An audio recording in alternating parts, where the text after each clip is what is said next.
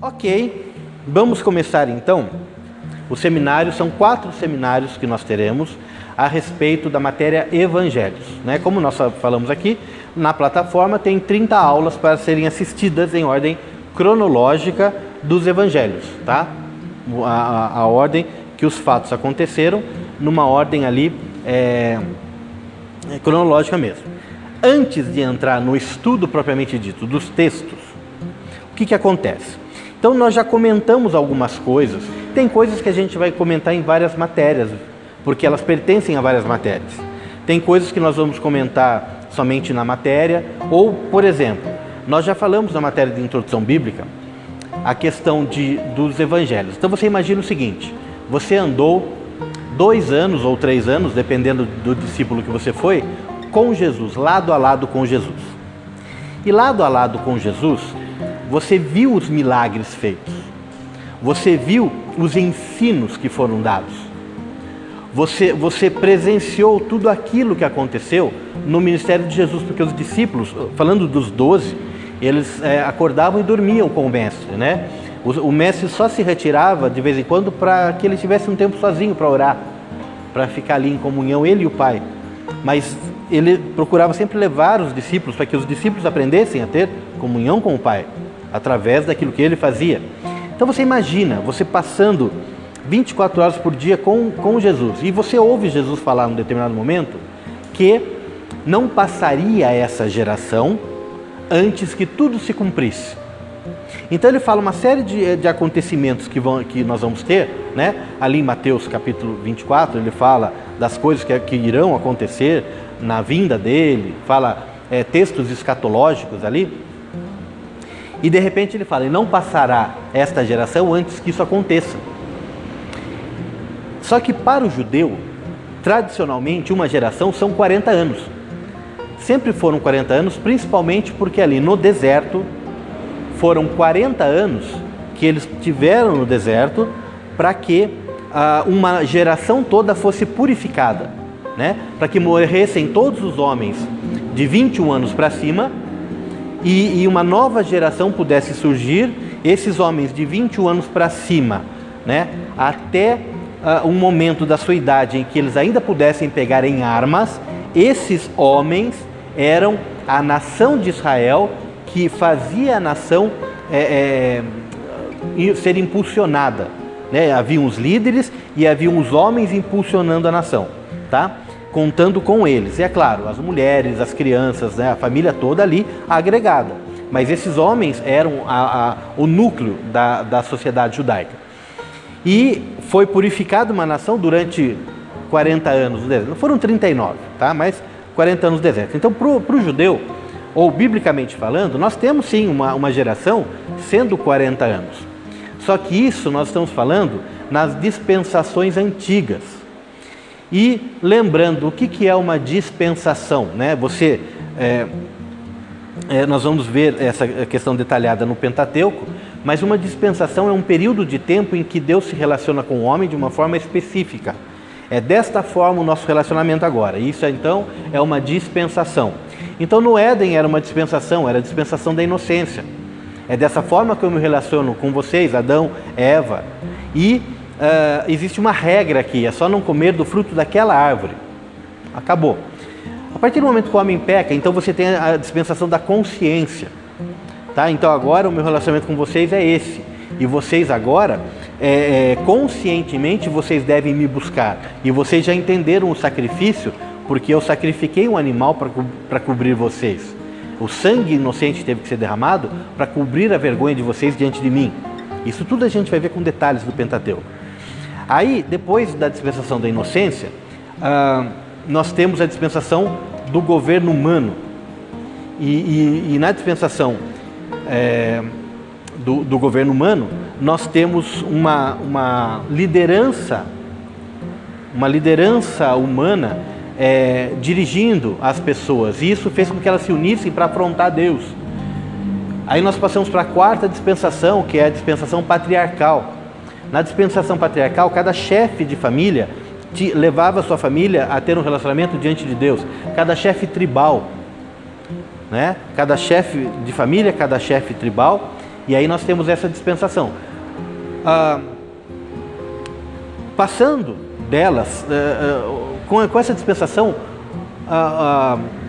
o povo de Deus se auto-escravizou. E aí o Senhor os tira do Egito e os leva para o Sinai. E ali eles têm uma dispensação agora da lei.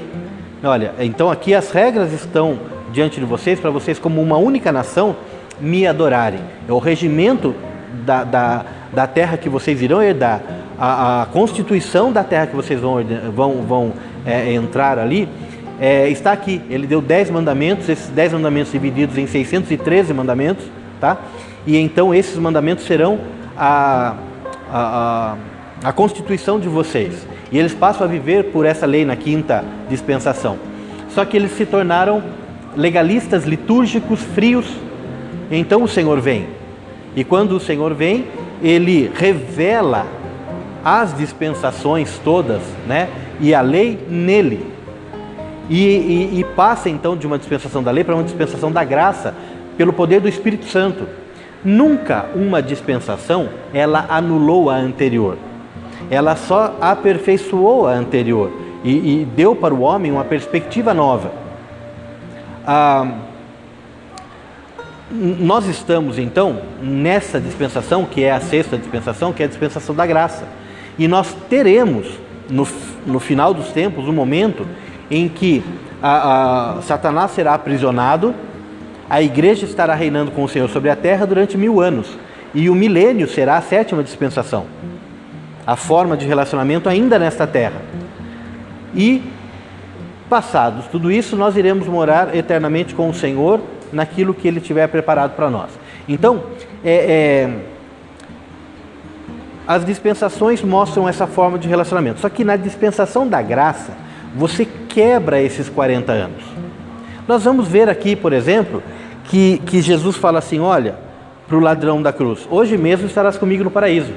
Mas nem Jesus foi para o paraíso daquela tarde. E ele fala, hoje mesmo estarás comigo no paraíso. Dando a certeza da salvação para aquele ladrão, e que ele estaria imediatamente, né? Hoje mesmo, estava terminando o dia termina em torno de 5:30 da tarde, né? 5:30, 6 horas da tarde, mas nem Jesus foi para o paraíso naquele horário. E aí a gente vai entender uma nova... vamos ver o tempo sobre uma nova perspectiva, sobre uma nova ótica, tá? E entender o tempo de uma forma diferente, tá? O tempo agora sendo aproximado do tempo de Deus ao tempo do homem. E nós vamos entender que uma geração está durando já 2000 anos, e eram 40 apenas. Muito bem. Tudo isso a gente vai ver aqui. Só que aqueles apóstolos, eles tinham ouvido Jesus falando, olha, não passará uma geração, não passará esta geração sem que isso aconteça. Mas ele está falando, não passará a geração agora da minha igreja. Não passará a dispensação da graça sem que isso aconteça. E qual é o tempo da dispensação da graça? É a última metade da semana de Daniel, da semana 69 para 70 de Daniel, né? E aí nós também estudamos escatologia, todos esses detalhes, tá bom? Então, tem muita coisa para estudar, tem muita coisa para a gente ver. E quanto mais a gente se empenha em estar adquirindo, tem duas coisas que a gente tem certeza. Primeiro, que a gente está aprendendo. Segundo, que a gente quer aprender muito mais, que a gente não sabe nada. Isso é fato. E não é com vocês. É conosco, com os professores, com os pastores, com os líderes. Quanto mais eu sei que não sei. Mas aquilo que eu sei é mais do que jamais soube. Quer dizer, parece poético. Não tem nada de poético nisso. É uma triste verdade. Tá bom? Então eles não escreveram aquilo que estavam vendo de Jesus, só que o tempo foi passando, né? E o tempo foi passando e, de repente, nós entendemos que os apóstolos estão sendo martirizados e estão morrendo. De repente, olha, a gente vai ver, tem um quadro dos apóstolos na apostila, nós temos mostrando também nos vídeos, dos 12 apóstolos, quem eles eram, de onde eles vieram, como eles foram chamados e como eles morreram, tá? E aí estão morrendo, de repente você tem ali, como nós comentamos, João Marcos, um jovem que era o tradutor de Pedro, né? Pedro, ele falava a língua hebraica, né, a língua aramaica, mas ele estava pregando em Roma. Pedro estava pregando para a igreja em Roma, para gentios em Roma. Nós sabemos que Paulo é apóstolo dos gentios, mas Pedro, ele foi para Roma, ele chama Roma de Babilônia, tá? E ele está pregando para romanos, mas ele está pregando em língua hebraica ou aramaica. E João Marcos está traduzindo para o latim. E então o João Marcos era intérprete dele. E de repente Pedro está envelhecendo. E João Marcos fala assim, puxa, daqui a pouco, se Pedro morrer, eu não vou saber o que falar, eu preciso continuar, né? E ele começa a notar isso. Eventualmente, tem um momento ou outro que precisa ser ministrado, e Pedro fala para ele, olha, eu vou ficar em oração hoje, vai você e fala para eles. E ele vai, mas eu falo o quê? Eu não sou testemunho ocular. Mas então, ele começa a anotar, e começa a guardar essas coisas. E temos o primeiro evangelho, o evangelho de Marcos, né? Esse foi o primeiro dos evangelhos que nós tivemos. Pode ser chamado do evangelho de Pedro, mas é de Marcos, está lá. E aí, então começa a se separar materiais escritos, começam a anotar, pessoas diferentes começam a anotar e começam a ter um registro literário, né, daquilo que os apóstolos viveram, porque olha, já passou 40 anos aí, Jesus não voltou e o negócio está fervendo, né? Então é o ano 73 já, quer dizer, se é o ano 73, Jerusalém já foi dizimada pelo general Tito, ele entra, ele crucifica mais de 500 pessoas, mata aquele rio de sangue na cidade, a cidade é dizimada e os judeus são dispersos. E quem é que vai continuar pregando? Quem é que vai continuar falando? Porque são só, naquele momento você tinha só 12 dos principais apóstolos, né? Porque Judas, ele se suicida, mas é nomeado um novo apóstolo no lugar dele, né? Então, nós temos os 12, mas são só 12 e estão dispersos, né? E várias cidades têm que ser ensinadas, em vários lugares tem que ser pregado. E aí começa a se ter, então, os registros para que mais pessoas possam estar indo. E não eram somente 12. Nós vamos ver, Paulo, por exemplo, é um apóstolo. Tiago, o irmão de Jesus, era um apóstolo, e Tiago não era discípulo de Jesus. Nós temos mais do que 12 apóstolos, nós temos muitos apóstolos. Só na Bíblia são 24 pelo menos. E as pessoas falam que os apóstolos morreram, não tem mais apóstolos.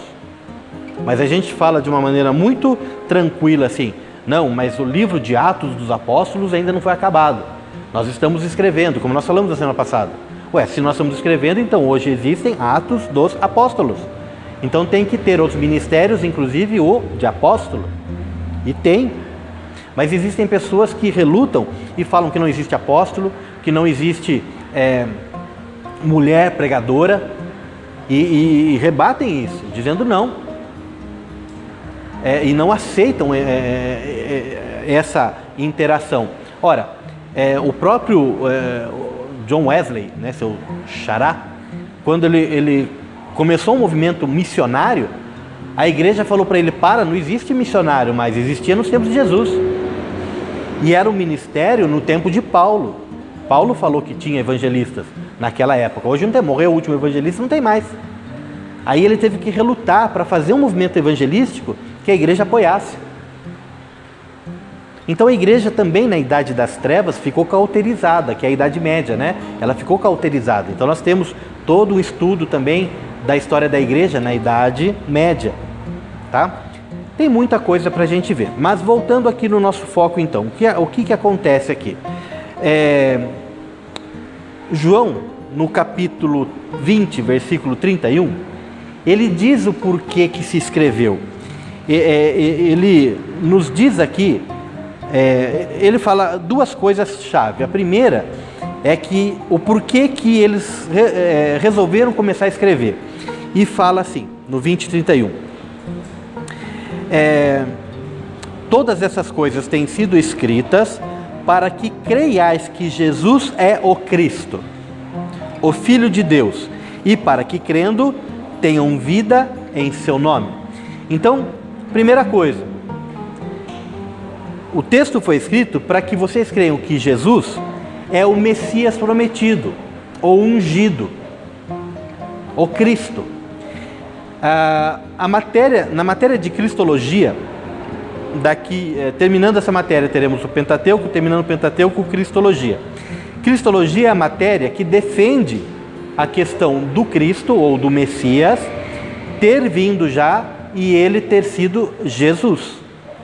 Então, porque a tradição judaica, o Antigo Testamento e o judaísmo, eles esperavam um Messias. E a matéria de cristologia mostra que o Messias veio, e é Jesus. E a matéria de cristologia, ela dá argumentações provando que Jesus é o Cristo, que está escrito aqui, ó. Jesus é o Cristo, Jesus é o Messias. Só que o povo de Israel esperava um Messias general de guerra, que viesse nos seus cavalos, com os seus cavaleiros, e derrotasse o Império Romano no braço, e passasse a ser uma nação dominando sobre a nação de Roma e sobre o mundo todo. E eles esperavam e esperam até hoje, os que não creram em Jesus, esperam até hoje que exatamente o Messias deles venha e passe a transformar Israel na líder mundial entre todas as nações da terra. Eles ainda estão esperando, mas nós já o recebemos, né? Então, eles não entenderam e não aceitaram. Eu digo uma coisa aqui que para você é muito importante, é o seguinte: quando a gente vê um judeu falando a respeito do Antigo Testamento, a respeito do Eterno, a respeito do Deus Altíssimo, a gente acha fantástico, e é fantástico. Quando nós vemos um judeu convertido ao cristianismo, perfeito, porque todos esses do Novo Testamento são judeus convertidos ao cristianismo, certo? São judeus cristãos. A nossa religião, ela é judaica cristã. Mas quando você vê um judeu falando a respeito da Bíblia, que não é convertido, então aquilo que ele fala em relação ao Antigo Testamento é interessante, e ver o empenho deles é muito bonito, mas se não revela Jesus Cristo, para nós não tem valor. E não me representa, porque o povo de Israel, o judeu, ele não aceitou a Jesus Cristo e ele matou Jesus Cristo. Matou pelos nossos pecados, ok, né? Matou porque nós precisávamos, mas eles foram usados para isso, e eles mataram Jesus e não aceitaram a Jesus como sendo o Salvador. E eu não tenho como ter vida com Deus sem aceitar Jesus como meu Salvador.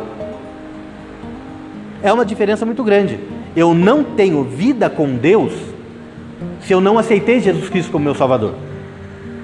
E o judeu, digamos assim, raiz, né? O judeu que não aceitou a Jesus, eles negam a Jesus, então eles não me representam. Mesmo porque na interpretação do Antigo Testamento não existe a revelação do Cristo revelado. Então não me serve. E, infelizmente existem pastores que, assim, por achar realmente bonito, que é algo fantástico, tal ali, acabam dando espaço para que eles venham e tragam a sua palavra. Infelizmente é pouco para nós e não nos representa pelo fato de não haver Jesus Cristo nas suas palavras, tá? Em hipótese alguma nós rejeitamos, nós oramos, e a nossa missão é exatamente que eles entendam Cristo. E quando nós estudarmos epístolas paulinas, nós vamos ver que existe uma certa profecia de Paulo de que eles se converterão no fim. E aí nós entenderemos todo um processo dentro de tudo isso, tá? Bom, então se eu falei que a primeira coisa era que foi escrito para que se creia que Jesus Cristo é o Filho de Deus, existe uma segunda coisa que João fala, que é o seguinte: aquilo que está reservado aqui para nós era o que nós precisamos saber, porque ele fala: eu tenho por certo que acerca de todos os milagres de Jesus, que se fossem relatados todos eles,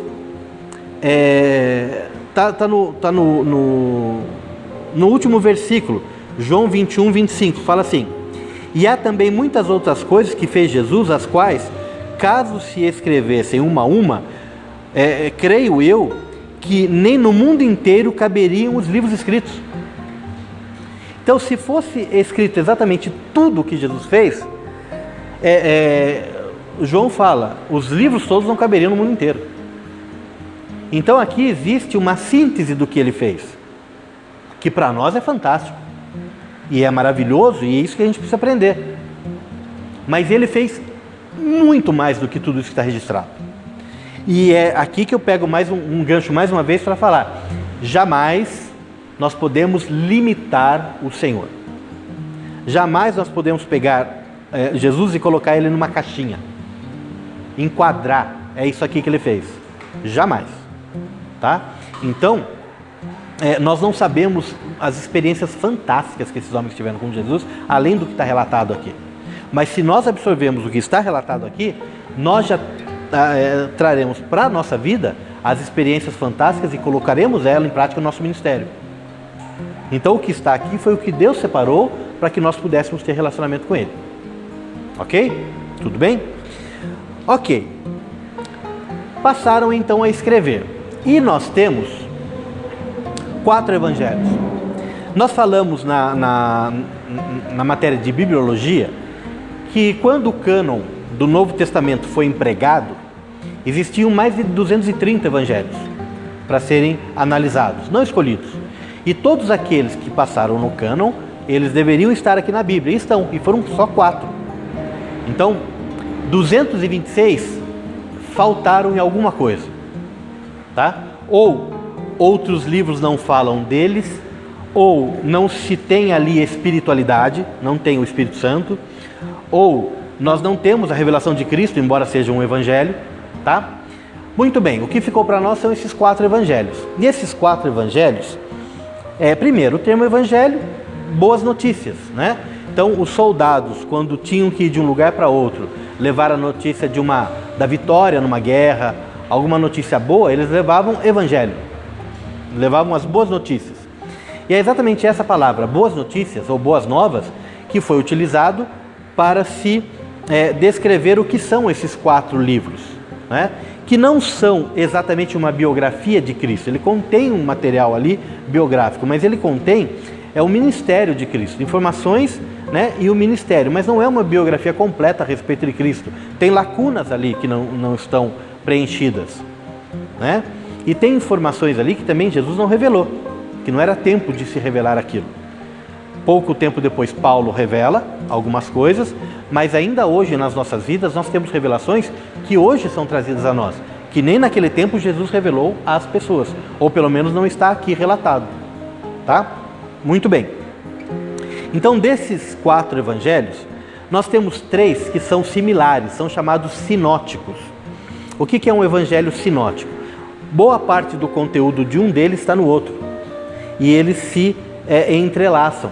De repente você abre lá em Mateus e você vê no subtítulo daquilo que você vai ler, referências também em Lucas e também em Marcos. Pouquíssima coisa também em João, tá? Mas João não é considerado sinótico, porque a grande parte do evangelho de João, ela é exclusiva, tá? Mas então os evangelhos sinóticos são evangelhos que tratam de assuntos iguais. Mas por que assuntos iguais? Porque são assuntos semelhantes com perspectivas diferentes, com enfoques diferentes, com uma forma de você enxergar aquilo sendo de uma forma diferente, tá? E aí você tem então sendo falado, por exemplo, no Evangelho de Mateus sobre a ótica de liderança e no Evangelho de Marcos sobre a ótica de prática. E aí você tem o mesmo texto sendo visto de formas diferentes. Por isso que existem textos, por exemplo, que a pessoa prefere ler em um lugar, porque ela vai dar um determinado enfoque para aquilo, tá? Bom, os 4 evangelhos, nós já falamos, o primeiro a ser escrito foi o Evangelho de Marcos, escrito por João Marcos, né? E como Marcos era o tradutor de Pedro, falando aos romanos, a ideia é que Marcos escreve para o povo romano. E o povo romano, a sociedade romana, eles eram os donos do mundo naquela época. E eles prezavam e tinham assim orgulho de uma coisa: nós servimos a mãe Roma. Nós servimos ao imperador. Então todo romano tinha orgulho de pertencer à nação que mandava no mundo e de servir essa nação. Tudo aquilo que o imperador mandava, eles faziam e acabou. Eles serviam a Roma, que Pedro chama de prostituta, tá? Porque perverteu totalmente a questão moral, né? As questões morais, as questões religiosas, tá? Mas o romano se vangloriava de pertencer a Roma. Então, quando Marcos escreve, ele escreve para que quem leia queira servir ao Senhor. Então, a ideia do Evangelho de Marcos, escrito aos Romanos, é que é um evangelho muito prático. Leia e faça. Leia e haja. Porque o romano era assim. Ele recebia a ordem e fazia. Então você não tem uma discussão de assunto, você não tem uma filosofia, você tem ali uma prática sobre aquilo. Tá? O Evangelho de Marcos, ele é o evangelho prático. Aí depois nós temos um próximo evangelho que foi escrito, foi o Evangelho de Mateus. O que acontece? O Evangelho de Marcos estava lá, estava ótimo, perfeito, mas Mateus. E aí João Marcos não foi discípulo de Jesus, foi discípulo de Pedro, mas Mateus foi discípulo de Jesus, ele é Levi, né? Ele foi o 5º discípulo, né? Que foi chamado por Jesus. E ele é judeu. E ele fala, peraí, mas isso que Marcos escreve, ele está falando sobre a nação judaica, sobre o judeu, e sobre o rei que era esperado, sobre o Messias, sobre o ungido, sobre o rei prometido que viria libertar Israel. Então Mateus escreve para os judeus, dando ali a direção de que Jesus é rei. Ele é o rei. E nós já vamos ver daqui a pouco na genealogia que ele coloca a respeito de Jesus, que é exatamente a genealogia de Jesus sendo descendente de reis. Nós temos 3 genealogias dos 4 evangelhos. Bom, ok, então se Marcos escreve para a nação que é líder do mundo, escreve sobre a ótica de servo, e Mateus escreve para o povo escolhido sobre a ótica de um rei, Lucas, que não era discípulo de Jesus, um grande estudioso grego, aí da nação que ainda era responsável pela cultura mundial. Antes do Império Romano, nós tivemos o grande Império Grego, e esse Império grego, ele desenvolveu de uma forma fantástica a cultura. E essa cultura grega, de você ir, de você estudar, de você perguntar, de você desenvolver, de você questionar, de você querer aprender, isso o grego desenvolveu de uma forma ímpar. E ainda isso ecoava, embora o império seja romano, nós temos os deuses todos com nomes em latim e nomes romanos, mas são os deuses gregos que mudaram os nomes apenas. E a cultura grega que está sendo adaptada para a romana.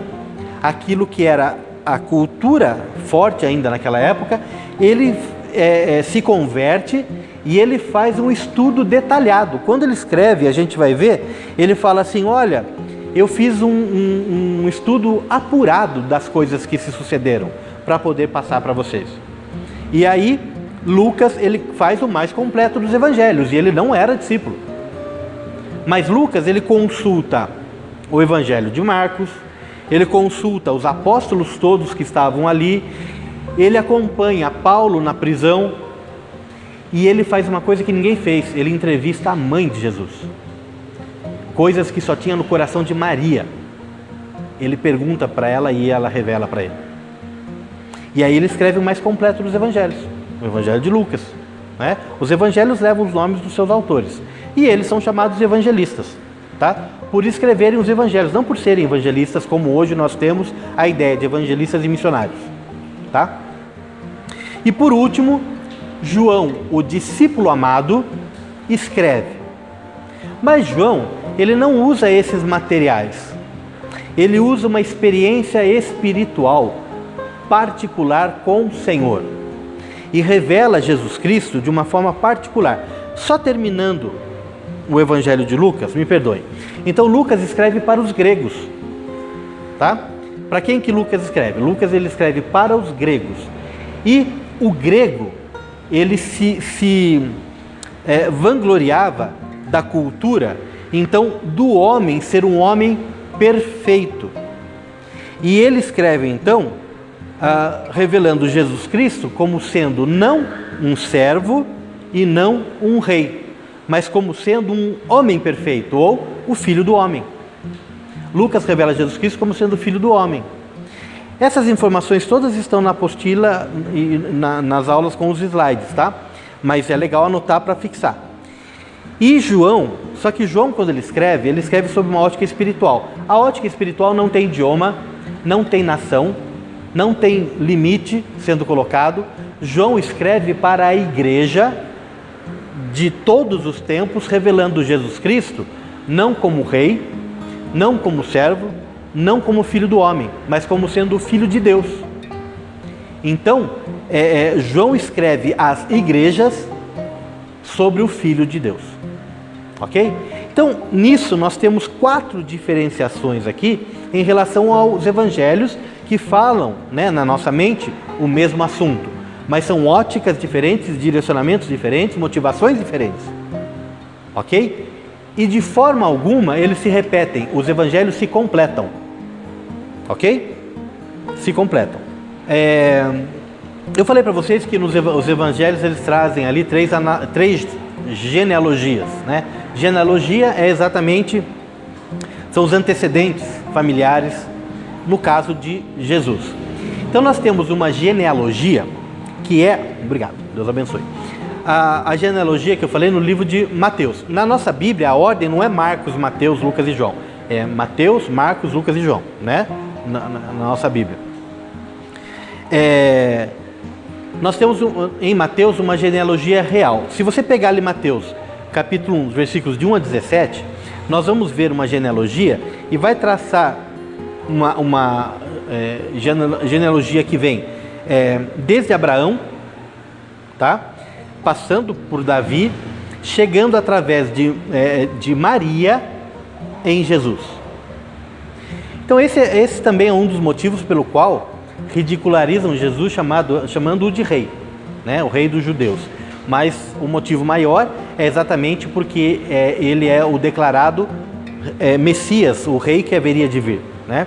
Mas Jesus ele era descendente de rei, ele é descendente de Davi, né? Tanto é que ele é chamado filho de Davi, ele é descendente do rei Davi, tá?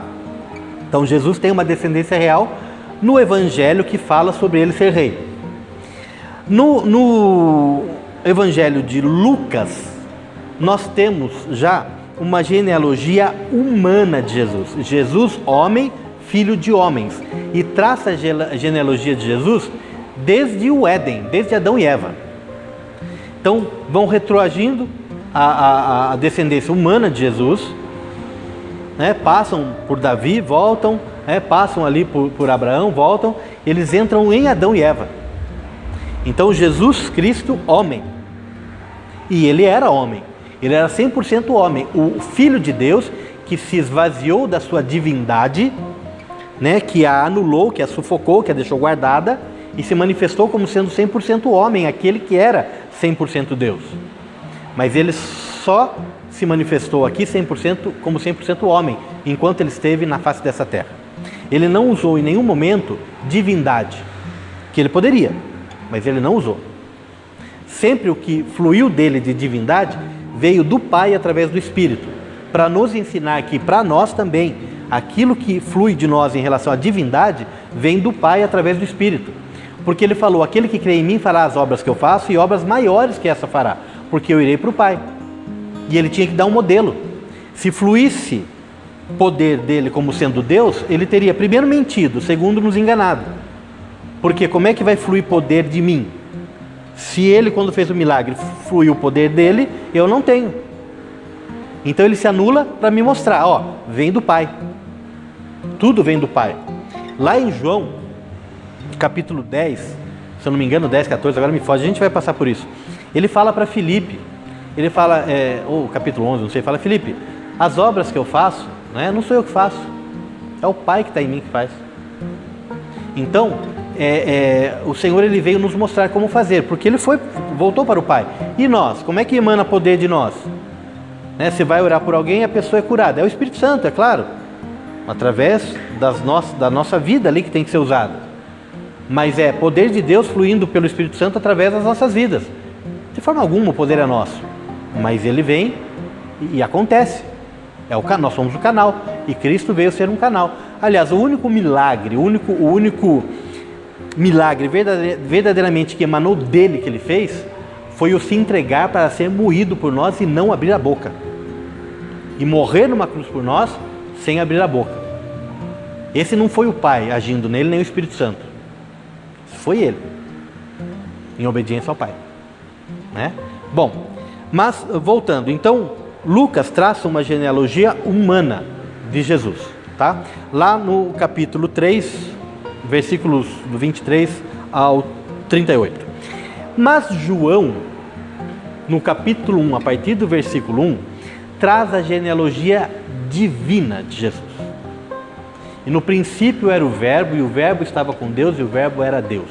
Então, se Mateus traz uma genealogia real, Lucas traz uma genealogia humana, João traz a genealogia divina, de que ele sai do Pai. E isso está nos versículos de 1 a 5, que daqui a pouco a gente vai estudar. Então são 3 genealogias: humana, real, humana e divina. Tudo bem? Ok? Eu vou fazer uma observação. Vocês vão ver nas aulas que estão gravadas que frequentemente nós trazemos ali um movimento profético, alguma coisa que a gente chama de movimento profético, tá? E esse movimento profético é alguma coisa que não foi necessariamente profetizada a respeito de Jesus, mas que aconteceu na vida dele, e a gente entende que aquilo já era uma profecia a respeito dele, sem ter sido proferida essa profecia, tá? Então, eu trago um exemplo simples, né?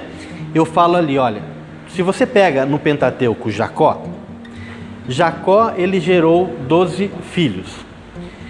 E José, que foi para o Egito, lá no Egito ele gerou 2 filhos, Manassés e Efraim. Manassés significa eu me esqueci do meu passado. E Efraim significa o Senhor me fez próspero na terra da minha aflição. Então são nomes mais egípcios, tá? Do que nomes hebreus mesmo, que tem esses significados. Agora, o que isso tem a ver com Jesus, profeticamente? Acontece que Jesus, ele tem um avô chamado Jacó, e o pai dele se chama José. E depois, Paulo nos revela, né, ali em Cristo, que as coisas velhas ficaram para trás e eis que tudo se fez novo. E essas duas porções, a porção do Antigo Testamento, com essa forma de você enxergar um detalhe no ministério de Cristo, é perfeitamente a mesma, né? É o mesmo. Só que aqui é um movimento profético que a gente nem imagina. E se a gente vê somente os nomes dos filhos de José e vê o que Deus fez na vida de José, para a gente é perfeito. Mas quando a gente vê aqui essa questão na família de Jesus e a gente vê essa revelação a respeito dele, a gente fala, gente, olha aqui, isso é um movimento profético que ninguém nunca falou. Mas são detalhes que só confirmam a questão de Cristo. Vocês querem ver uma outra coisa? A cidade que Jesus nasce é a cidade dos seus antepassados, é a cidade de Belém, ou em hebraico Betelehem, que é apelidada de Efratá. Acontece que Belém, ou Betelehem, significa casa de pão, e Efratá significa frutífera. E o que isso tem a ver? Nunca foi profetizado, mas chega um determinado momento que Jesus ele se revela, ele fala, eu sou o pão da vida. E ele é o próprio fruto da árvore da vida que o homem ficou proibido de comer de qualquer forma dentro do Éden, depois do pecado. E ele é então o pão da vida e o fruto da vida. Onde é que ele nasceu? na casa de pão, na casa chamada frutífera.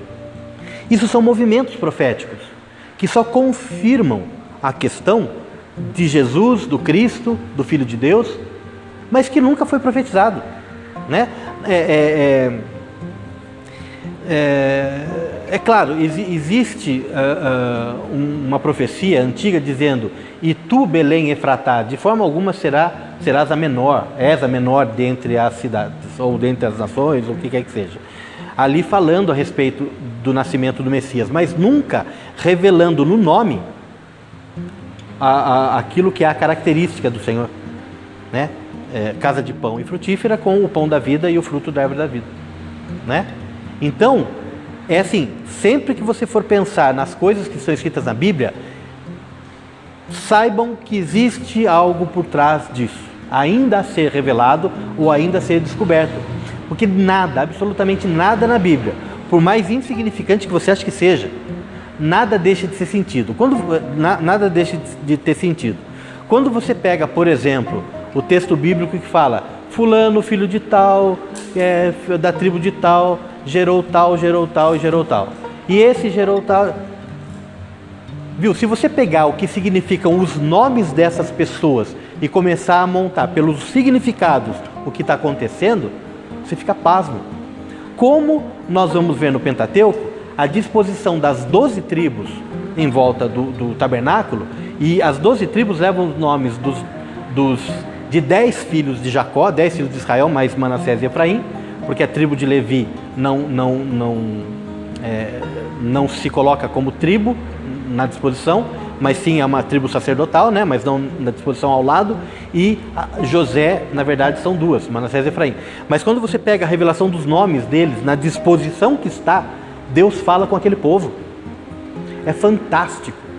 Então nada, por mais que você ache que não tem um valor ou um significado aquilo, sempre tem um valor e um significado por trás. Nada, absolutamente nada do que está escrito na Bíblia está escrito por acaso. Tá? E quando você vai atrás disso, você começa a descobrir coisas para o seu ministério, de repente, que vão ser detalhes legais e detalhes até maravilhosos ali para você. Depende do teu empenho, tá? Bom, entrando então nos escritos dos evangelhos, as primeiras coisas que a gente procura por ordem cronológica são os prefácios.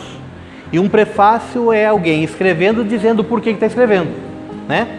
Isso nós temos, por exemplo, o prefácio, o que a gente imagina que traga um assunto primeiro de todos, não é a cronologia da escrita aqui, é a cronologia de qual assunto vem primeiro que o outro aqui. Então nós temos o Evangelho de Lucas, capítulo 1, versículos 1 ao 4. Vamos abrir para a gente ler a Bíblia um pouquinho? É bom ler a Bíblia de vez em quando. Lucas 1, de 1 a 4. Já que muitos intentaram compilar um relato acerca das coisas que entre nós têm sido de todo certificadas, segundo nos as transmitiram os que desde um princípio foram testemunhas oculares e servidores da palavra, pareceu-me bem, também a mim, havendo investigado exatamente todas as coisas, desde suas origens, escrevê-las a ti em ordem, excelentíssimo Teófilo, para que conheças a solidez dos ensinamentos nos quais foste instruído. Eu estou lendo uma versão aqui diferente, que é um texto antigo, né? Aqui na minha versão está excelentíssimo amigo de Deus. Bom, esse prefácio, ele nos dá a seguinte informação. Por que ele está escrevendo? Porque muita coisa foi falada. Então ele fez uma apuração dos fatos que ocorreram e colocou em ordem ali para que um certo Teófilo a recebesse. E nós temos Teófilo como sendo uma pessoa, transformamos isso em um nome próprio, né? Um nome de uma pessoa, e tem pessoas chamadas Teófilos na face da terra. Ok. Só que a palavra grega Teófilo, ela se separa em Theos e Philos. Theos é Deus, de onde nós temos, por exemplo, teologia. Theos, Lógios, né? Que seria estudo de Deus. E Teófilo, Theos, Philos, seria um grupo de Deus. Aqui, amigo, um grupo particular de Deus, aqui traz a tradução como sendo amigo de Deus. Então muitas pessoas acreditam que tanto o Evangelho de Lucas quanto Atos dos Apóstolos, que foram escritos por Lucas, foram escritos a uma pessoa chamada Teófilo.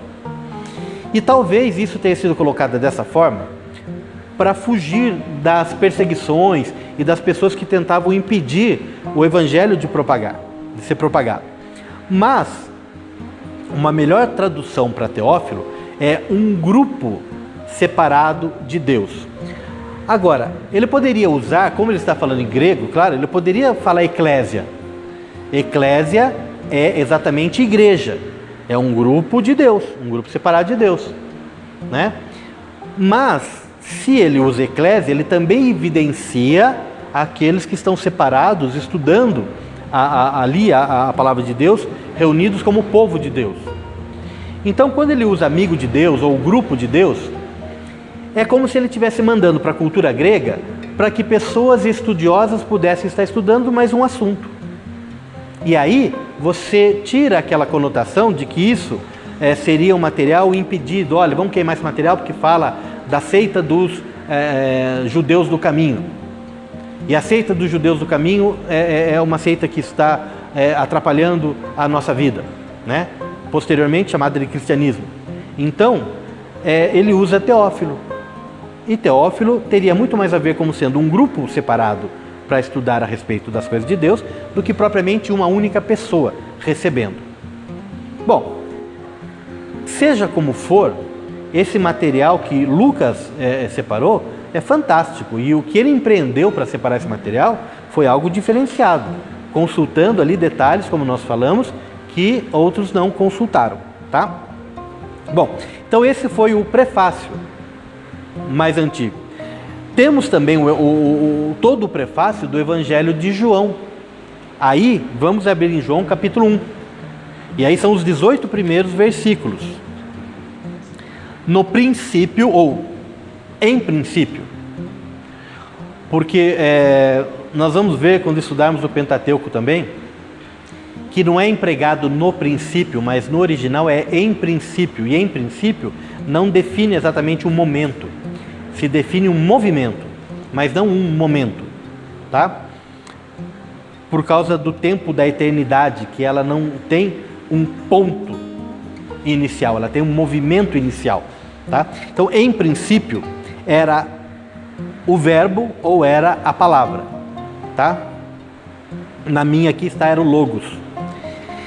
E o verbo, eu gosto mais de usar verbo, né? E eu já comentei na aula passada sobre isso. E o verbo estava ante Deus, ou com Deus, e Deus era o verbo, ou o verbo era Deus. Tudo existiu por ele, e sem ele nada do que foi feito viria a existir. Nele estava a vida, e a vida era a luz dos homens. A luz resplandece nas trevas, e as trevas não podem apagá-la, ou extingui-la. Bom, nesse primeiro trecho de prefácio, nós temos aqui algumas revelações, né? Primeiro, em princípio, então, no movimento inicial de todas as coisas, que nós não alcançamos. E eu vou falar um negócio aqui agora para vocês, para mexer com vocês. Então é o seguinte, Deus não é eterno. E fica por isso mesmo, a menos que vocês queiram saber o porquê. Mas Deus, ele não é eterno. Ok? A eternidade, nós não colocamos limite nela, certo? Tanto a passada quanto a futura. Para mim, passada e futura, é que eu estou olhando para vocês, não. Tanto a passada quanto a futura, você não tem um início dela. E a eternidade não tem início. E a eternidade não tem fim. É simplesmente eternidade. Acontece que se nós formos ali em Isaías capítulo 9, nós vamos ver que ele é o quê? Como que ele seria chamado? E o seu nome será Maravilhoso Conselheiro. São 4 nomes. Maravilhoso Conselheiro. Deixa eu só abrir um parênteses aqui para vocês anotarem também. Tem Bíblia que está Maravilhoso, vírgula, Conselheiro. Tá? Então seriam 2 nomes. Maravilhoso, vírgula, Conselheiro. Mas o correto são 4 nomes. maravilhoso conselheiro, Deus forte, Pai da eternidade e príncipe da paz. Deixa eu fazer uma pergunta para você. Se você tem um filho, você pode ser filho do seu filho? Não, você é pai, certo? Você é mãe do seu filho, você não é, filha do seu filho. Ora, se Deus é o Pai da eternidade, Ele criou a eternidade, logo Ele não pode ser fruto dela. Você não pode enquadrar Deus dizendo que Ele é eterno, porque Ele criou a eternidade. Agora, se a minha mente não consegue alcançar o limite da eternidade, quanto menos Deus que transcende a isso e criou a própria eternidade. Então, Deus não pode ser fruto daquilo que Ele criou. E Ele criou a eternidade, logo Ele não é eterno, Ele transcende a eternidade. Entenderam? Não. Não. Não venham falar que entenderam porque não entenderam. Não tem como, exatamente, não tem como entender. Esse é o nosso Deus, não é isso? Ele é muito mais, gente, do que você limitá-lo à eternidade, sendo que a eternidade é ilimitada. É louco, gente, né? É louco. Mas eu digo para vocês, Deus não é eterno, só que jamais eu vou subir num altar e pregar isso. O povo pira na batatinha aí e acabou a pregação.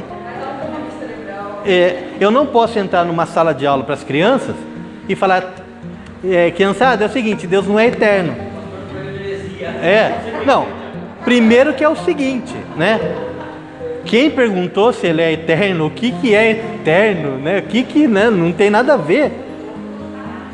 Tá perguntando? Exatamente.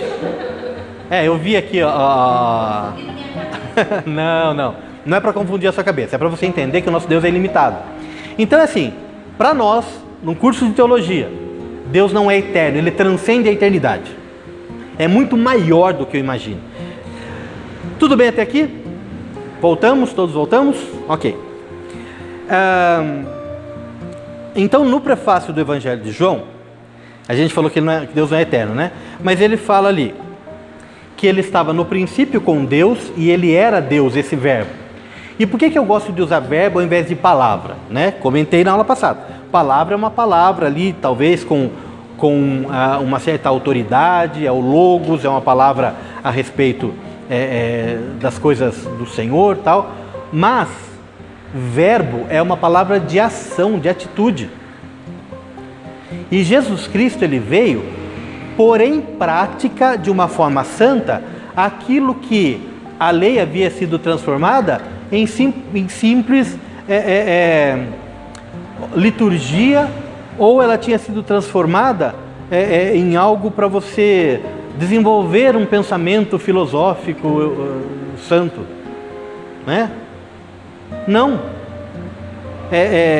A palavra de Deus é para ser colocada em prática e o verbo é uma palavra de ação. É para ser colocada em ação. E o verbo é uma palavra de ação. Então, no princípio, era a ação. Volto a comentar aqui. Como Ele e o Pai eram um só, e aqui está dizendo, através dele, tudo que existiu veio a existir e sem Ele nada existiria. É exatamente por aquele quadro que nós falamos na semana passada. O Pai, Ele deseja, o Espírito inspira e o Filho age. Então o Pai quer criar, o Espírito inspira e o Filho imediatamente fala bará, haja. E é uma sintonia perfeita dos três. Não há questionamento de um para o outro. Por quê? Mas vai ser desse jeito mesmo? E se a gente fizer de outro jeito? E se a gente mudar? É uma sintonia perfeita. E é o Deus Pai, o Deus Filho, o Deus Espírito Santo. E os três são um. E nós vamos estudar em Cristologia também, né? Que a função de um é mostrar o outro e existir no outro. A palavra não é fluir, é fruir, com R. Parece que é um erro gramatical, mas depois você procura a palavra fruir. É aquilo que passa a fazer parte do outro. Um faz parte do outro e tem por função mostrar o outro. Se manifestar no outro e mostrar o outro. é uma união que nós também não entendemos, é a Trindade. Nós falamos ali a respeito da Trindade, que é algo também na nossa mente que é muito indefinido. Nós temos uma ideia, mas não dá para definir Trindade. Se você definir três, nós não temos três deuses, seríamos politeístas. Se eu adorar o Deus Pai, o Deus Filho e adorar o Deus Espírito Santo, eu estou adorando três deuses. Eu sou politeísta, não, eu tenho um único Deus. Então a Trindade é uma questão que a gente vai tratar também, vai falar, vai dar alguns exemplos de ideia, mas também para nós é difícil porque tudo aquilo que a gente ouve, que a gente vê, a gente quer pontuar. E a gente não pontua isso. Não tem como, né? Você sabe que é Deus Pai, Deus Filho, Deus Espírito Santo, e esses três são um. Para o mundo físico, para aquilo que são conceitos humanos, você não tem definição mesmo. É algo diferenciado, tá? Não há definição nisso, tá? Pai, Filho e Espírito, os três são um, perfeito. No mundo físico não existe nada parecido, tá? Bom, é que nós vamos comentar depois. É que a palavra fala, né, que no céu testificam o Pai, a palavra e o Espírito, e esses três são um, tá? Mas a palavra Trindade não existe na Bíblia, tá bom? Essa palavra nós usamos, mas ela não está na Bíblia, palavra Trindade. Muito bem, falando ainda do prefácio de João, então nós temos ali ele como sendo o verbo, e o verbo, ele através dele tudo se fez. Então essa unidade perfeita emanando ali poder de Deus para criar todas as coisas. Comentamos, né, que foi falado uma vez só, isso a gente vai comentar de novo no Pentateuco. Ok, então é o começo. Depois dessas coisas, então, nós temos os momentos das anunciações, né? Jesus é anunciado, o nascimento de Jesus ele é anunciado, primeiro de João Batista, tal, né? Mas isso vocês vão ver nas aulas. Aí um anjo chega para uma menininha de 14 anos de idade, 13, 14 anos de idade, e fala para aquela virgem que ela teria um filho. E aí você imagina, você fala, naquela época, exatamente, a partir dos 12 anos de idade, que é o momento em que a mulher ela passa pela puberdade, né? E ela pode já começar a gerar filhos, por exemplo, é o momento do casamento. E como que era o casamento na época, né? Era aquilo de você ir na baladinha, olhar, dar uma piscadinha, nada disso. Era aquilo das famílias, né? Se prometerem em casamento, etc. Esses relacionamentos. Então, o que nós temos nesse momento? Nós temos uma menina virgem ficando grávida. E isso era muito grave. José, ele fala o seguinte, ele imagina o seguinte: bom, quando as pessoas descobrirem que Maria está grávida, o que é que vai acontecer? Eles vão matar nós dois, porque isso é adultério. Naquela época, você não está casado e você engravidou uma mulher, os dois estão adultérios, os dois são apedrejados até a morte. Bom, então é o seguinte, mas se isso acontecer, ela vai morrer. Eu vou morrer também, José pensando, mas ela vai morrer. Mas o que acontece? Se eu fugir, ela vai ficar como vítima de que eu a enganei. E aí vão tentar me procurar para me matar, etc. Então não vão achar. Então José pensa em ir embora e deixá-la ali, preservando a vida dela. Só que a família dele seria humilhada, os pais seriam humilhados. Ele deixaria uma grande vergonha para a casa dele. Mas é o que ele pensa em fazer. Aí o anjo se apresenta para ele e fala: não, José, o que em Maria será gerado é do Espírito Santo, né? Simplesmente você vai tomá-la como sua, vai consumar como esposa ali, né, numa união, mas você vai assumir que ela está grávida, vão entender que é seu filho, mas vocês estão casados. Só que Maria, o texto fala que ela estava desposada de José, mas que ela não teve relacionamento com ele até depois que Jesus nasceu. E como é que ela podia estar desposada se seria uma vergonha por eles não estarem casados? É aquela história, né, que a gente sempre apresenta aqui de como era naquela época. E que Jesus usa muito bem ali em João capítulo 14, falando a respeito da ida dele para o Pai. o noivo que tinha intenção de contrair matrimônio com uma moça, os pais conversam e aí o noivo traz um dote. E no que ele traz esse dote, fica prometido que aquela noiva se casará com ele, pertence a ele. E aí ele vai preparar morada para que ele possa vir resgatar a sua noiva e levá-lo como esposa definitivamente. É um noivado. Imagina que é um noivado. Só que naquela época o noivado era muito mais sério do que o casamento. Porque no casamento o homem poderia repudiar sua mulher. Casou, não gostou, devolve e fala, ó, não deu certo. Mulher não podia repudiar o marido podia repudiar a mulher. Mas não havia isso de não cumprir com o noivado, porque eram os pais dando a palavra. Se quebrar um noivado, aí era vergonha. Vai lá, casa, assume e depois repudia a mulher, daí não tem problema. Aí você vem para casa, ela volta para casa dela, você está livre para casar com outra, ela está livre para casar também. Quem é que vai querer casar com uma mulher que não é virgem mais aí, naquela época? Porque a mulher tinha uma única função: reproduzir. Acabou. Ela cuidava da casa, ela ajudava a trazer mantimento para casa, ela reproduzia. Ela era a ajudadora do marido. Mas o valor dela, se o homem não a amasse, o valor dela era somente como reprodutora. E tinha que dar filho macho, né? Porque o menino é que leva ali o nome do pai e mantém essa linhagem. A menina não. Então tem menina também, né? Se não existisse amor no relacionamento, o relacionamento era terrível, era muito frio, né? Na nossa cultura ocidental, a nossa cultura cristã ocidental, isso não serve. Embora existam religiões protestantes que coloquem a mulher num nível abaixo, esse tipo de coisa, mas nós vamos estudar isso e a gente vai quebrar tudo isso nas palavras do apóstolo Paulo, tá? Bom, mas voltando então tem essa questão, José assume isso, claro, chega um momento em que Maria visita Elisheva, né? Ou Miriam visita Elisheva, Maria visita Elizabeth ou Isabel. O nome é Elizabeth ou Isabel, tá? Na tradução. E ali, eu gosto de falar desse texto, porque tem algo que para nós passa desapercebido, mas que é chave.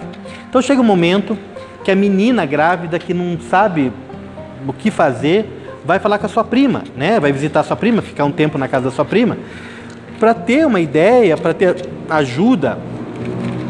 E no Evangelho de Lucas, capítulo 1, nós temos, somente Lucas ele relata os cânticos, tá?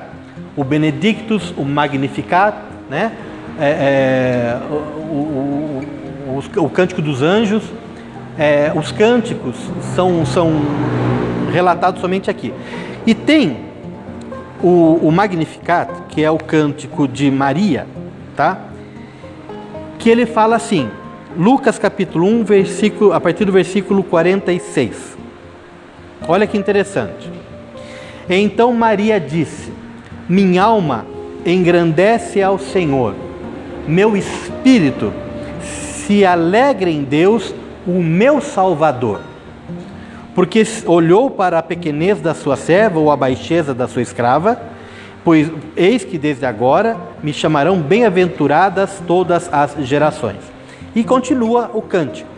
Mas o que tem interessante? Tem muitas informações aqui, mas algo que chama atenção, porque a Igreja Católica ela tem uma linha, uma ala da Igreja Católica que tenta, de todas as formas, transformar Maria em redentora. O que significa quando eles falam que Maria é redentora? Significa que existe salvação pelo nome de Maria, sendo que só existe salvação pelo sangue de Jesus. Ok? Mas eles teimam em colocar Maria como redentora. Salve Maria, Mãe de Deus. Né? Um absurdo. Não pode ser Mãe de Deus. Né? E eles colocam ela numa posição tão alta, e ela se coloca na posição dela. Ela fala assim: a minha alma engrandece ao Senhor, o meu espírito se alegra em Deus, o meu Salvador. O que é que ela está falando nessa hora? Assim como todo o resto da humanidade, Como quando Paulo fala que não havia nenhum justo, nenhum sequer, todos nós carecíamos da misericórdia do Senhor. O destino de toda a humanidade, ser injuriado, ser preso, chicoteado, cuspido, pregado numa cruz, colocado numa coroa de espinho, morrer e ir para o inferno. Destino da humanidade, pelo pecado que cometeu contra o Senhor. Aí o Senhor vem e nos resgata. E nós saímos dessa condição de perdição para ir para uma condição de salvos. Maria fala, minha alma engrandece a Deus, o meu Salvador. O que ela está falando? Eu também preciso de um Salvador. Como é que ela poderia salvar alguém se ela precisou ser salva? Deus é meu Salvador. O Senhor é meu Salvador. Então uma pessoa que precisa ser salva não pode salvar nesse contexto espiritual eterno da salvação para voltarmos ao Senhor, para voltarmos a Deus. Assim como todas as outras pessoas, Maria sempre foi, é e será uma mulher comum. Com certeza, uma das primeiras pessoas que a gente vai querer chegar lá no céu e abraçar, pode ser Maria. Abraçar, conversar, né? Ok. Mas não que ela seja deusa, como aí transformaram a figura dela, né? na senhora, trazendo desde a antiguidade a rainha dos céus, que a Bíblia fala da rainha dos céus, né? Trazendo as figuras das deusas femininas e transformando Maria nisso. Não, Maria não tem nada a ver com isso. Ela precisou ser salva. E ela fala, e todos me considerarão abençoada, bem-aventurada.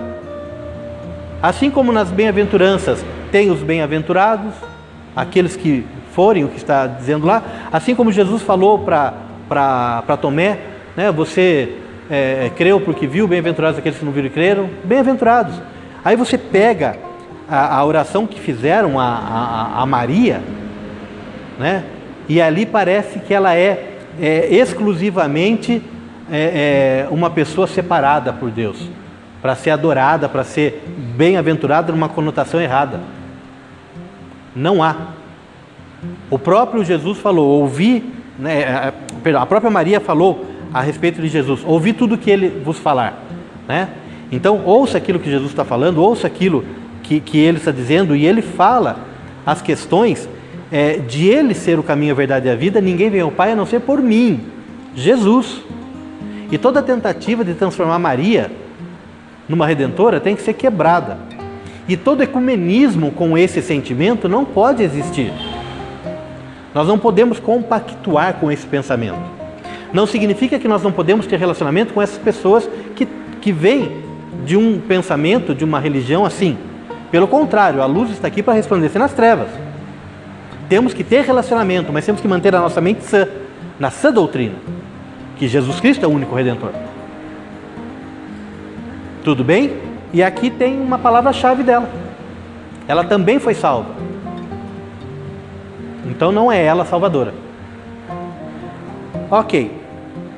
Continuando. Então, aí existe a questão do censo, como a cidade da família, né, de José ali, a descendência, os antecedentes de Jesus são ali da cidade de Belém, Davi, essa história toda.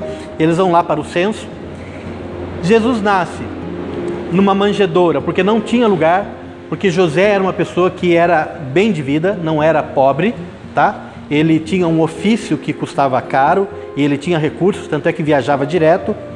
Nós vemos ele todo ano, depois a gente vai ver todo ano, eles iam, viajavam para poder ter ali a festa, participar da festa, enfim. Eles tinham bens, é que não tinham lugar para ficar. Então Jesus não nasceu pobre, ele nasceu humilde. É diferente, tá? Existe pessoa pobre, arrogante, né? Existe pessoa rica, humilde. A questão do dinheiro não diz respeito à questão daquilo que é o caráter da pessoa, tá bom? Então Jesus nasceu humilde, não pobre. E a gente canta, né? que ele nasceu pobre, tem os hinos que falam que é pobrezinho e tal, mas não, é humilde, em humildade, tá? Foi essa a questão do nascimento dele.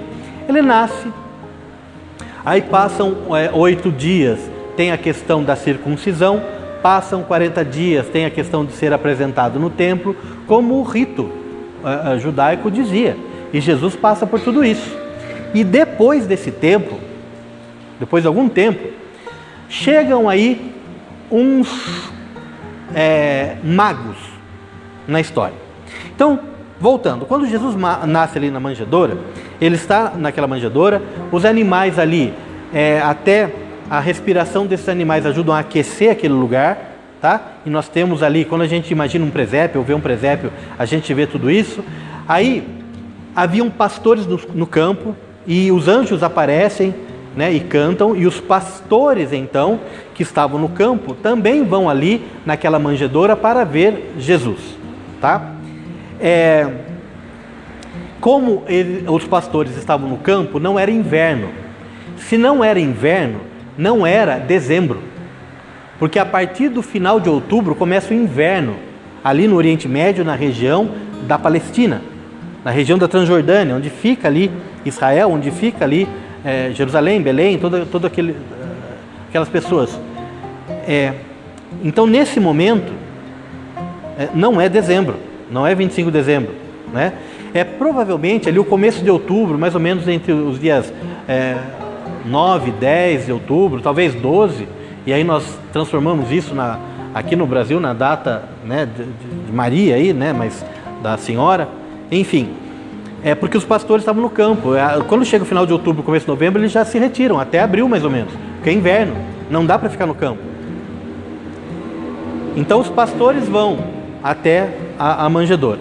Chegam os magos e vão falar justo com o rei, que eles estavam consultando as estrelas. Esses magos, eles eram astrônomos, astronomia, astrologia naquela época era tudo uma coisa só. As ciências da época, eles viam as estrelas, eles conheciam uma certa profecia a respeito de um rei judeu que nasceria, não se sabe como eles sabiam disso, e eles vieram seguindo essa estrela durante um certo tempo, chegaram ali, falaram com o rei Herodes, nasceu o rei. Como nasceu o rei? Eu sou rei, né? Mas ele não fala isso. Ele fica curioso porque ele quer saber que história é essa. E ele fala daí para os sacerdotes irem lá, verificarem que história é essa, tal. Pede para que indica onde fica a cidade de Belém, pede para que esses magos voltem. Porque quando eles voltassem, ele iria lá e mataria esse rei, porque o rei era ele, e a descendência do trono era do filho dele. Não era esse rei. Esse rei tem que morrer, né? E aí, esses magos vão e chegam na casa onde Jesus está ali, gatinhando ou andando. O mago não chega nunca na manjedoura, no estábulo ali, onde Jesus nasceu. Aí você vê presépio, você vê ali Maria, José, o menino Jesus, você vê lá um cavalinho, uma cabrinha, um bode, um cachorro, um canguru. Aí você vê assim os pastores, os reis magos, tá tudo junto no presépio. Tá errado. Primeiro que canguru não tem naquele lugar. Segundo, que os magos chegaram, Jesus já tinha 2 anos de idade. Tanto é que os magos vão, percebem o que Herodes queria e vão embora por outro caminho. Herodes vê que eles não voltam, e o que ele faz? Consulta acerca dos tempos que eles falaram e manda matar as crianças de 2 anos para baixo. Esse rei nasceu no máximo há 2 anos. E mata as crianças que tinham nascido em Belém, na região de Belém. Umas 80 crianças mais ou menos.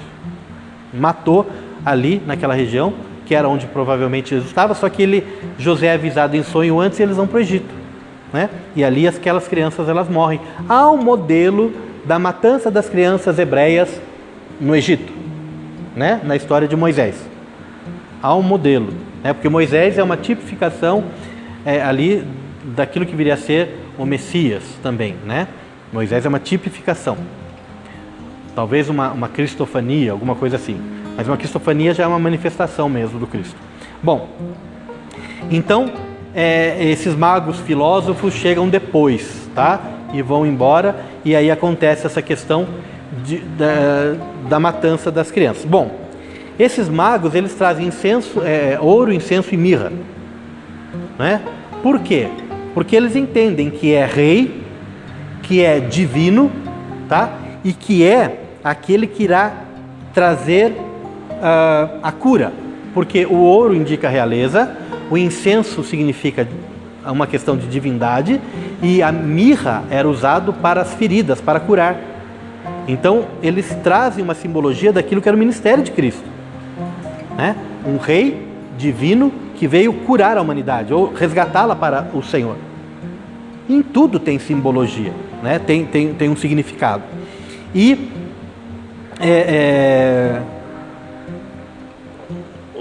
José e Maria vão para o Egito. Quando Herodes morre, depois de muito tempo se chegou à seguinte identificação, mais uma coisa para a cabeça de vocês. Historicamente, quando se pega a história secular da humanidade, quando se identifica esse rei Herodes, identifica-se a morte dele como sendo mais ou menos 2 anos antes de Cristo. Esse rei Herodes, dos magos, né, do tempo do nascimento de Jesus, ele morreu entre 3 e 2 antes de Cristo. E ele manda matar crianças com 2 anos para trás. Crianças que nasceram mais ou menos entre o ano 5 e 4 antes de Cristo. Entre elas está Cristo. Ou seja, o Papa Gregório, quando ele resolveu organizar o calendário ocidental cristão, ele foi organizando, a equipe ali ajudando ele e tal, eles chegaram nessa questão, primeiro, de 365 dias, depois isso foi mudado para 365 dias e 6 horas, né? A cada 4 anos tem um ano bissexto e tal, mas ele chega aí a uma questão tal. Isso depois foi um pouco corrigido, teve ano que teve 200 dias daí para corrigir e tal, mas ele chegou, mas estabeleceu o ano 0 como sendo o ano do nascimento de Cristo. E na nossa cultura cristã ocidental, é um divisor de datas, o nascimento de Cristo é o ano 0, Cristo nasce no ano 0. Então tem o depois de Cristo e o antes de Cristo. Só que ele errou por 5 ou 6 anos. Na verdade, Cristo nasceu antes. E aí se eu falo para vocês que Cristo nasceu 5 anos antes de Cristo, aí o negócio fica ruim. E fica mesmo, né? Mas uma coisa é a definição que foi feita, né, pelos homens ali, pelo Papa Gregório, e hoje é usado. E ninguém vai mudar. Hoje não é o ano 2022, vamos corrigir, amanhã já é 2028. Né? Ou no ano que vem é 2028. Não. Mas, de fato, se você quer contar o ano 0 a partir do nascimento de Jesus, nós estamos entre 2027 e 2028. Isso altera nos 30 ou 33 anos?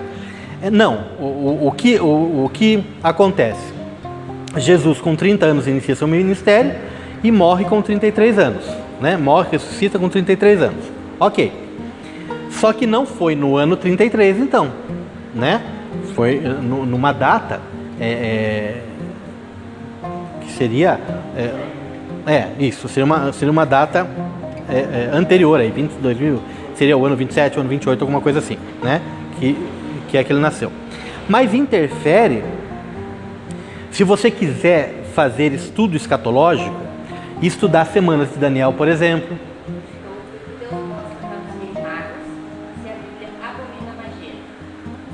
Então, porque existiam... Muito bem, primeiro, Rodrigo, parabéns, é o seguinte. Existiam 2 tipos de magos, chamados magos naquela época. Existiam os magos que eram filósofos, astrônomos ou astrólogos, né? Eram magos que estudavam escrituras e liam as estrelas, mas não faziam magia. Isso era também chamado de mago, porque isso também para eles, esse relacionamento de escritura com as estrelas, também era, na cabeça do cidadão comum, um tipo sobrenatural de interpretar as coisas, e era visto como magia, e era chamado de um mago. Agora, existia um mago no esquema do mago lá do Bar Jesus, por exemplo, né? Que começou a atormentar Paulo, né? Era o cara que fazia magias e pelo ocultismo ele sempre revelava coisas lá pro procônsul daquela região, tal. E aí aquilo era um mago de magia negra, tá? De ocultismo. Então o termo mago é empregado para dois tipos de classes, digamos assim, de classes de alguma coisa, né? Ou de estudiosos, ou espirituais, o que quer que seja. Um é estudioso nas coisas que para a maioria das pessoas é oculta, mas é a estrela e é o texto escrito através de profecia, e o outro é magia negra. Os dois chamados de magos. Esses que vieram do Oriente são magos filósofos, tá? Estudiosos das estrelas. Eles mesmos falam em relação a profecias e estrelas, tá? Então eles não são de ocultismo. Ok? Tudo bem? Tudo bem? Tudo bem? Ok? A questão, então, da data não interfere no tempo de Jesus, mas interfere em estudos que se faça para se chegar em tempos e, de repente, se definir alguma coisa, né? Porque aí você tem que levar em consideração, e também não se sabe se foram 6 ou 5, um pouco mais que 4, essa margem. Mas que existe margem, existe, porque esse rei, na história secular, quando você estuda a história de Roma no Oriente Médio, você vê que esse Herodes morreu 2 anos antes de Cristo. E ele mandou matar criança de 2 anos para trás. Entendeu? Então tem que se levar em conta. Se Jesus Cristo nascendo foi o marco inicial, tem que se levar em conta.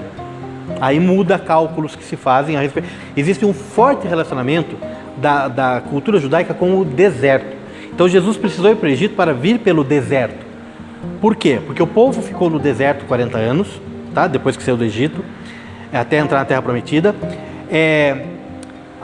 O profeta que viria e aplanaria os caminhos do Senhor, João Batista, ele viria do deserto.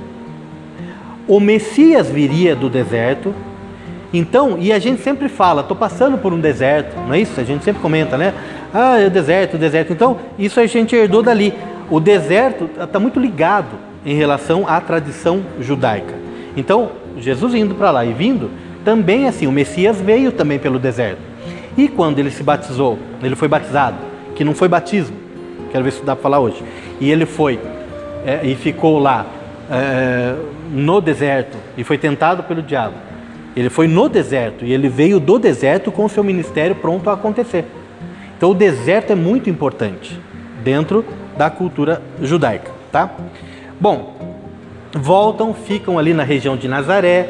Não se sabe a respeito da infância de Jesus, exceto na passagem dele, quando o adolescente, né, o pré-adolescente e adolescente, ele faz os seus 12 anos e ele pode entrar na sinagoga para começar a aprender, para começar a aprender mesmo a estudar a lei, porque com 10 anos ele aprende a lei, mas com 12 ele passa a estudá-la, tá? Então nós temos um momento em que Jesus está lá no templo falando com os senhores, e os senhores todos, né, sendo ali impactados com aquilo que Jesus está falando, certo?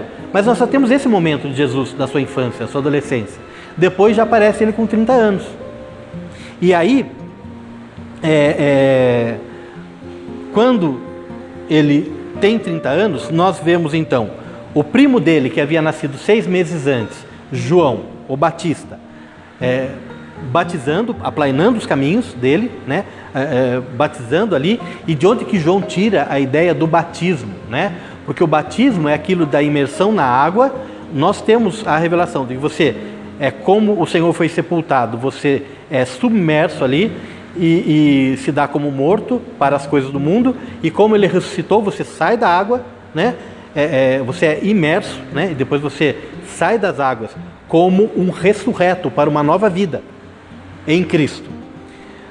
E por que a água? De onde se tira isso, né? É que nós temos o dilúvio. Então, se você entender, e a gente vai entender isso no Pentateuco, o dilúvio, o que foi? Foi uma purificação da terra, dos pecados que a terra teve, foi a purificação da terra através das águas, que o Senhor promoveu. A terra foi purificada dos seus pecados e da forma como ela estava. E quando o povo sai ali do Egito e atravessa o Mar Vermelho, É a salvação pelas águas. Sai de uma condição de escravidão, atravessa o Mar Vermelho e chega do outro lado como sendo liberto. Então a água, na tradição judaica, significa purificação e salvação. E aí o Senhor inspira João a ter no batismo assim, o simbolismo de você deixar uma vida errada, de você se arrepender dos seus maus caminhos. Ainda não existia aquilo de batizar em nome do Pai, do Filho e do Espírito Santo, não era a linguagem de João. Ainda não existia aquilo de batizar em nome de Jesus, não era a linguagem de João. Era simplesmente a pessoa se arrepender dos seus pecados e viver uma vida nova. Mas não existia toda a revelação ainda do Cristo. Por isso que chega um momento em que os apóstolos vão para uma cidade, né? E vocês já foram batizados? Eles falam, fomos batizados somente no batismo de João. Daí eles batizam aquela pessoa lá, né? E aí oram e o Espírito Santo desce, porque era o batismo, que ainda não era o batismo de salvação, de arrependimento, né? Mas era o batismo de preparo nesse momento. Agora, e aí vem Jesus para ser batizado. Quando vem Jesus para ser batizado, nós entendemos que o batismo então era mudança de uma vida errada para uma vida nova. Que erro que Jesus tinha? Hoje nós entendemos que é você morrer para o pecado e nascer para a santidade. Que pecado que Jesus tinha? Aí ele chega, João fala, eu não sou digno de desatar as sandálias dos seus pés. Como é que eu vou batizar? Eu que careço de ser batizado. Daí ele fala, não, por hora simplesmente me batize. Por quê? Jesus não precisava disso. Ele precisava deixar um modelo para que todos nós, para que como homem, nós precisamos ser batizados. Existe algo além disso. Jesus, ele é o nosso sumo sacerdote. Só que o sacerdócio foi estabelecido com Arão, lá ainda saindo do Egito, no meio do deserto, e a descendência de Arão foi prometida o sacerdócio, ou o sumo sacerdócio, não o sacerdócio somente, o sumo sacerdócio, o chefe do sacerdócio, o principal dos sacerdotes, da linhagem de Arão.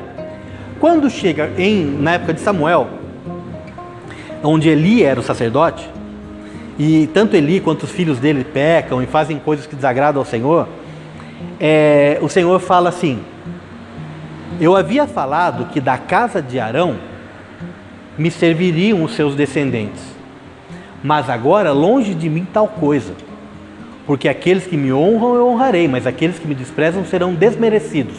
1 Samuel capítulo 2, versículo 30, parte C do versículo. É um ponto-chave esse versículo. Porque ali, não é que Deus quebra o sacerdócio de Arão. Ali Deus vê o sacerdócio sendo quebrado. Ele cumpre a palavra dele, mas o homem não cumpriu a dele. E ali o sacerdócio de Arão, ele foi quebrado. Mas, de qualquer forma, nós temos depois Samuel, o sacerdote. Samuel não era descendente de Eli. E ele vem e assume o sumo sacerdócio, né? E nós temos então os sacerdócios acontecendo ainda, tá? Os sumos sacerdócios acontecendo. Nós temos no momento ali dos macabeus, dos racindins, nós temos um partido que reivindica o sacerdócio de Zadok, do tempo de Davi, como sendo descendente de Arão. E aí nós temos o partido dos Zadoqueus ou dos Saduceus, tá? Mas os sumos sacerdócios, eles existem. Só que Jesus, ele é sumo sacerdote segundo a ordem de quem? Melquisedeque. É o que a carta aos Hebreus fala. Para Jesus ser sumo sacerdote, ele tem que ser ungido sumo sacerdote. E nenhuma linhagem sacerdotal ungiu Jesus sacerdote. O que significou o batismo de Jesus? Quando Jesus ele vai para as águas e aquela água é derramada sobre ele e o Espírito Santo desce sobre ele na forma corpórea de uma pomba e o Pai o confirma como filho, nesse momento o Senhor Jesus é ungido sumo sacerdote. É uma unção do próprio Deus. O próprio Pai, Filho e Espírito estão ali e o Senhor é ungido da forma mais plena possível, o sumo sacerdote definitivo. Então o batismo de Jesus, que pode ser para nós um modelo que todo homem precisa ser batizado, porque Jesus foi batizado também, claro, mas nós somos pecadores, nem nos igualamos a Jesus que não teve pecado, mas ali teve um significado mais intenso. Jesus foi ungido sumo sacerdote nesse momento, segundo a ordem de Melquisedeque. Por que a ordem de Melquisedeque? Porque nós temos aí sim, uma cristofania, lá no Pentateuco, que nós vamos estudar, num determinado momento em que Abraão volta de uma batalha, de ter resgatado Ló, ele encontra o rei de justiça da cidade da paz, que é exatamente Melquisedeque, rei de Salém. E ele, o sumo sacerdote, rei e sumo sacerdote, e ele entrega o dízimo de todo o despojo da guerra a Melquisedeque. Melquisedeque é uma cristofania, né? É uma teofania também, mas é uma cristofania porque ele é rei de justiça da cidade da paz. Esse é Jesus Cristo. Então, quando ele é ungido aqui, qual é a legalidade? É segundo a ordem de Melquisedeque, porque ele é a prefiguração do Messias. Nenhum sumo sacerdote foi prefiguração do Messias. Melquisedeque foi. Melquisedeque não tem antepassados e não teve descendentes entre os homens. Esse é Cristo. Esse é Jesus o Cristo. E a unção dele se deu nesse momento. E Jesus foi sacerdote segundo a ordem de Melquisedeque. E a palavra de Deus nos fala que nós somos sacerdotes e sacerdotisas segundo a ordem de quem? Jesus é sacerdote segundo a ordem de Melquisedeque. E eu e você somos sacerdotes segundo a ordem de Cristo, segundo a ordem de Jesus o Cristo. Ele nos constituiu rei e sacerdote. Ok? Temos um batismo e temos uma unção. É mais intenso. Porque o batismo nos dá uma ideia de uma vida nova. Uma unção nos dá a ideia de uma vida eterna. Então tudo é muito mais intenso, sem limite, extravagante, porque o nosso Senhor, Ele é pleno.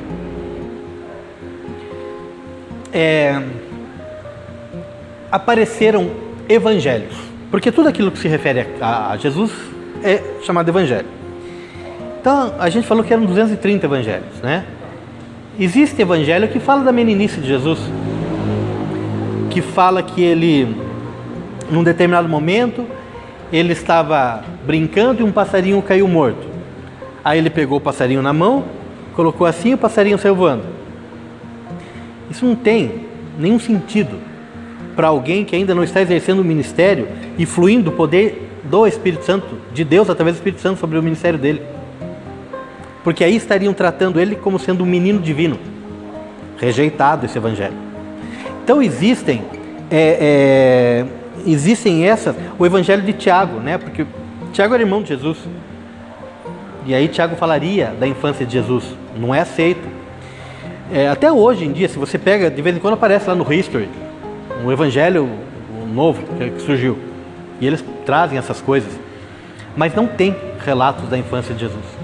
Não tem isso, porque se tivesse relatos da infância de Jesus, existiam pelo menos livros cristãos aceitos, mas não, tudo aquilo que existiu, o teor de heresia é tão alto que se rejeita. Então não tem esses relatos da infância de Jesus. Mas é assim, eu coloquei na apostila e tem nos vídeos, falando que a criança com 6 ou 7 anos, ele aprendia a ler as Sagradas Escrituras, e isso, Maria e José, enquanto estava vivo, tiveram que eles fazer isso, né?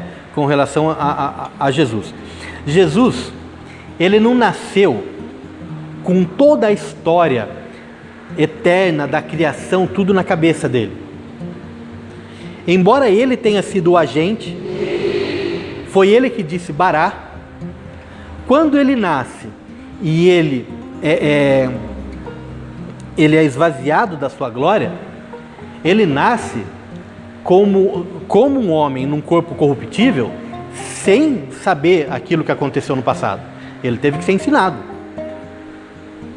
Aquilo não está, fui eu que falei bará, fui eu que apareci lá para Abraão, fui eu que tal coisa. Nada disso na cabeça dele. Ele teve que ser aprendido, teve que ser ensinado. Teve que ler as Sagradas Escrituras, aprender a lei, teve que estudar. Com 15 anos ele estudava a Talmud. A Talmud é a interpretação dessas leis daí. Só que ele foi diferenciado, separado, nunca pecou, e ali a sua mãe o direcionando nos caminhos do Senhor. Por isso que Maria foi fantástica, com certeza, né? José provavelmente tinha ali entre 10 e 15 anos mais que Maria, então ele morre antes, né? Aí o que acontece? Então Jesus ele aprende tudo isso, ele tem uma vida com dignidade em relação a Deus, ele entende que ele está sendo preparado para o ministério, para ser o Messias, ele entende isso, ele só não tem ainda o Espírito Santo potencializando isso nele, o que acontece na unção batismal. E aí ele vai 40 dias no deserto orando e jejuando. O pessoal mais faz aí um jejum de Daniel, se acha santo. Imagina Jesus 40 dias, né, ali no deserto, né, orando, tal, jejuando, aprendendo tudo aquilo, sendo trabalhado no coração dele, desenvolvendo o coração dele. Aí o que acontece? Acontece que isso é potencializado nele. Isso, o Espírito Santo toma o lugar devido e aí desenvolve isso na vida dele. Ele não teve nada ali para ele trazido, mas com certeza o Senhor revela muitas coisas para ele depois. E essa revelação ele aprende, ele entende, ele aceita, ele assimila.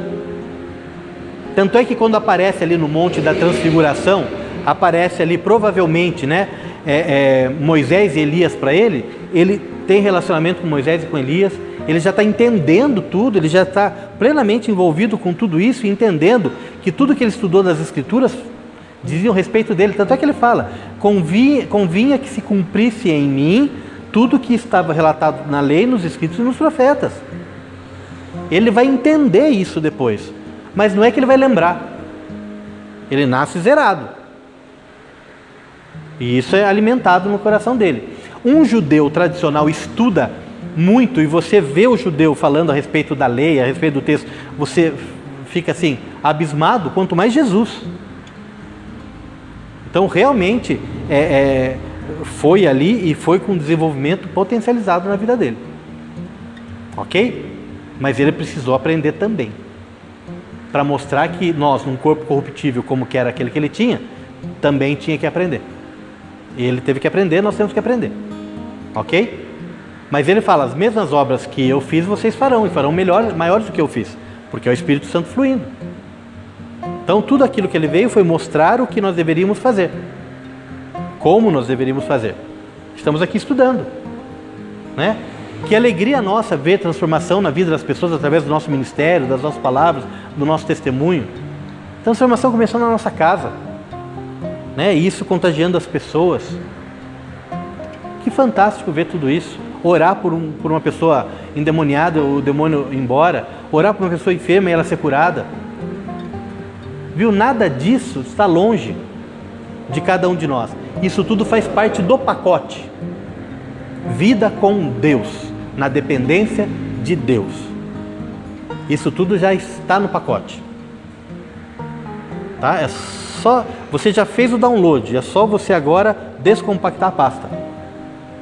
Tá? Falando meio tecnológico, né? Tá bom?